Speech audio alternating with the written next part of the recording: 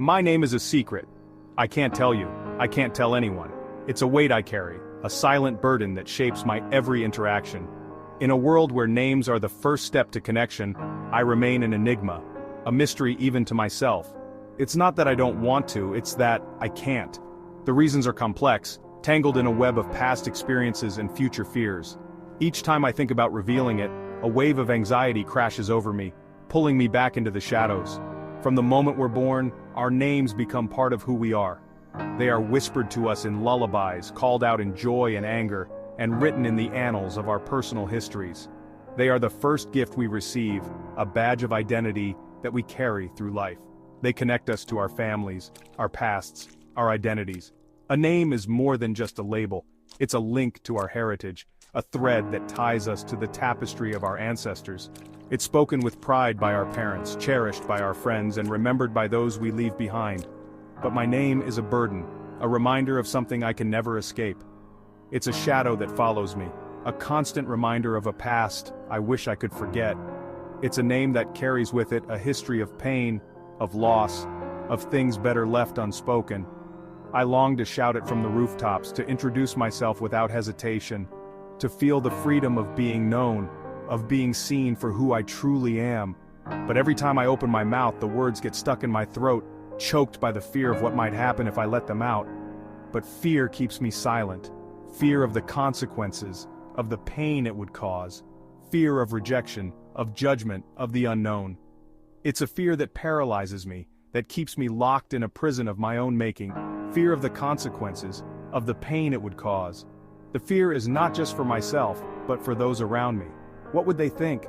How would they react? The uncertainty is a heavy cloak that I wear every day, a constant reminder of the risks involved in revealing my true self. So I exist in the shadows, a nameless soul navigating a world that thrives on identification. I move through life like a ghost, unseen and unheard, always on the periphery. My existence is a quiet one, marked by the absence of a name, a silent testament to the power of fear and the resilience of the human spirit. It happened when I was young. I remember the day vividly, even though I was just a child. The park was my sanctuary, a place where I felt free and unburdened. The swings, the slides, the laughter of other children. It was all so familiar, so comforting. Too young to understand the magnitude of what was happening, I was blissfully unaware of the complexities of the world around me. My biggest concerns were who I would play with next, and how high I could swing. The innocence of youth shielded me from the darker realities that lurked just beyond my understanding. I was playing in the park, the sun warm on my skin, the sound of laughter filling the air.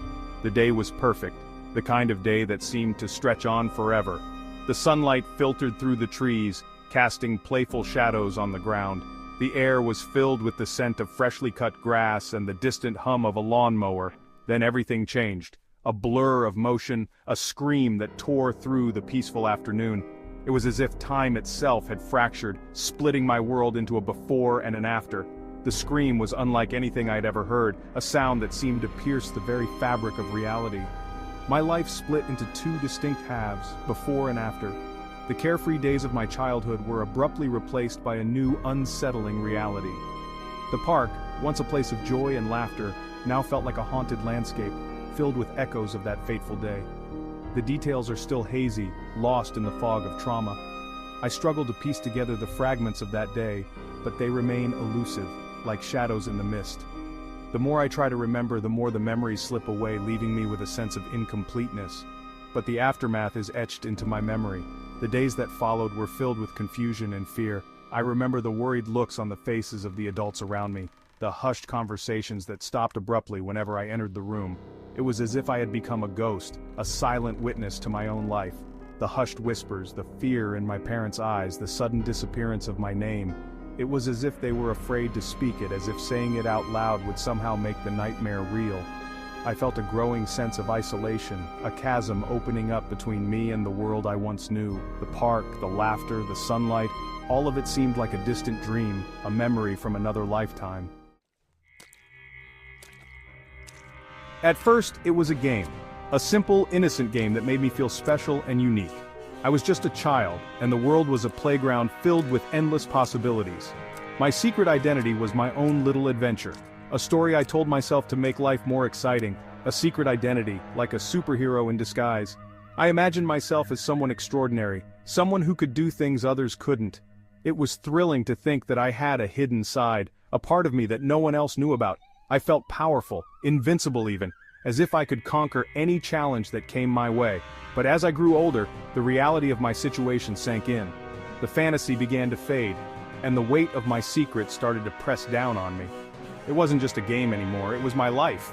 The lines between my true self and my secret identity blurred, and I found myself trapped in a web of lies and half-truths. I couldn't tell my friends why I had a different name at school. They would ask questions and I would dodge them, making up excuses that sounded plausible but never quite felt right. I was always on edge, always worried that someone would find out the truth. The fear of being exposed was a constant companion lurking in the back of my mind. I couldn't explain why I flinched at the sound of my birth name. It was a name that carried so much pain and confusion, a name that reminded me of a past I wanted to forget. Every time I heard it, it was like a jolt to my system, a reminder that I was living a lie. I felt like I was constantly on the run, trying to escape a shadow that followed me everywhere. I was living a lie, and the weight of it grew heavier with each passing day. The burden of my secret was like a stone tied around my neck, dragging me down and making it hard to breathe. I longed for the day when I could finally be free, when I could shed the layers of deception and be my true self. But that day seemed so far away, almost impossible to reach. The world felt like a stage, and I was merely an actor playing a part. I had to put on a mask every day, pretending to be someone I wasn't. It was exhausting, trying to keep up the charade, to remember all the lies I had told and to keep my stories straight. I felt like I was losing myself, like the real me was slipping away, buried under the weight of my secret. I yearned for authenticity, for the freedom to be myself, but the fear held me captive. I dreamed of a life where I didn't have to hide, where I could be open and honest about who I was. I wanted to break free from the chains of my secret, to live a life of truth and authenticity. But the fear of rejection, of not being accepted for who I truly was, kept me locked in my own prison. It was a constant battle between my desire for freedom and my fear of the unknown. And so I continued to live with my secret, hoping that one day I would find the courage to let it go. Silence became my shield, protecting me from prying questions and unwanted attention. But it also became my prison, isolating me from genuine connection. I longed to share my story, to confide in someone who would understand, but the fear of judgment, of being defined by my past, kept me trapped in a cage of my own making. The emotional toll was immense. Anxiety became my constant companion, whispering doubts and fears into my ear. I felt like a ghost, unseen and unheard. Relationships became a minefield. How do you build trust when you can't even share your name? I kept people at arm's length, afraid to let them too close. Romantic relationships were especially challenging. The intimacy felt impossible, the fear of exposure too great. I watched from the sidelines as others found love, wondering if I was destined for a life of solitude. The loneliness was suffocating. I craved connection, but my secret kept pushing people away. Section 6. Finding my voice. One day I stumbled upon a support group for people who had experienced similar traumas. For the first time I was surrounded by others who understood the weight of unspoken words. Hearing their stories, their struggles, their triumphs gave me a glimmer of hope. Maybe I wasn't alone. Maybe there was a way to break free from the chains of my past. I started small, sharing bits and pieces of my story. Each time I spoke, the weight on my chest felt a little lighter. Section 7. The Power of Trust. It took time, but I eventually found the courage to share my secret with a therapist.